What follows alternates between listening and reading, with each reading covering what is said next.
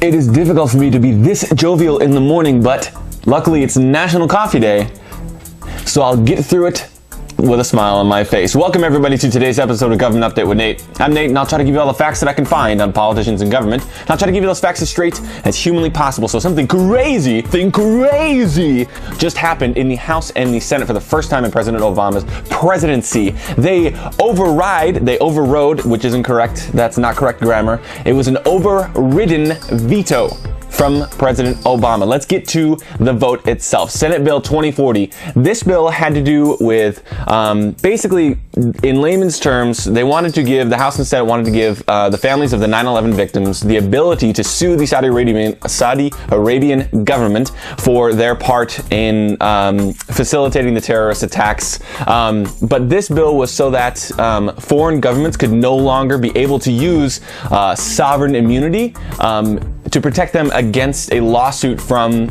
the United States or families of the United States. Senate Bill 2040 sought to reverse that law, which is that foreign governments can't be sued by the United States or United States citizens, and they overrided President Obama's veto. So it passed the House and passed the Senate the first time, and it was going straight into laudom, and then President Obama said, nope, I don't like it. So earlier this year, they brought it back into the House, brought it back into all the committees, and they got the necessary 2/3 vote from both houses to override President Obama's veto. And that was about 16, 17, 18, it was yesterday, not hours ago. It was yesterday, this is when this all happened. So the vote passed the Senate with a 97-1 in favor of it, and then it passed the House 348-77 in favor of it. So it got the necessary 2/3 vote to pass both houses and is now headed straight to laudom again. I'm making up a whole bunch of words this morning. It's early, folks. Let me off the hook. So that is kind of crazy. That's something that hasn't happened in the 7.5, almost 8 years of President Obama's presidency. And you don't see it very often. You don't see the veto override enacted very much.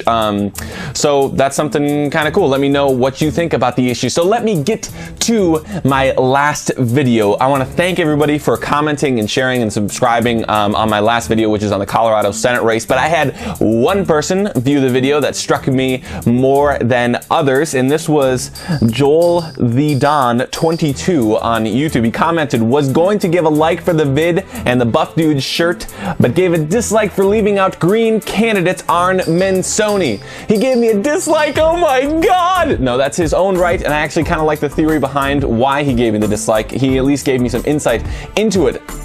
Alright, so ask and ye shall receive. There are 2 other candidates. Well, there's actually 8 candidates in the race, but some of them I'm not going to go into. There are 2 other candidates that are the Libertarian candidate, that's Lily Williams, and the Green Party candidate, Arn Menconi. So let's get to their campaign platforms, because neither one of them have held political office, so I cannot give you their voting record, but I can give you their campaign platform. So Lily Williams was actually born in China and practiced law in China, and she is a Libertarian, and that is all about limiting constitutional government. She wants to increase individual rights and liberty, which is free to do whatever you want so long as it doesn't infringe on others. She wants to cut government spending, budget, and taxes, economic freedom and free enterprise, which is reducing, the red tape around businesses. And she is a very firm believer in Second Amendment rights. That's Lily Williams, the Libertarian candidate. Let's move on to Arn Menconi. He's the Green Party candidate. All right, so on the issues, he's a pretty standard Green Party candidate. He doesn't want any more wars. He wants to crack down on Wall Street. He doesn't want any more nuclear power.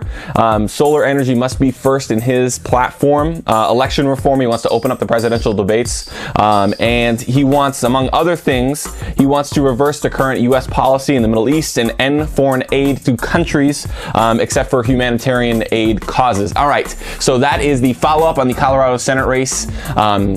I hope you like it, share, and subscribe this episode, which is a special episode on the veto override and the 2 other candidates in the Colorado Senate race. Thank you very much for watching. I'm Nate. Have a great day.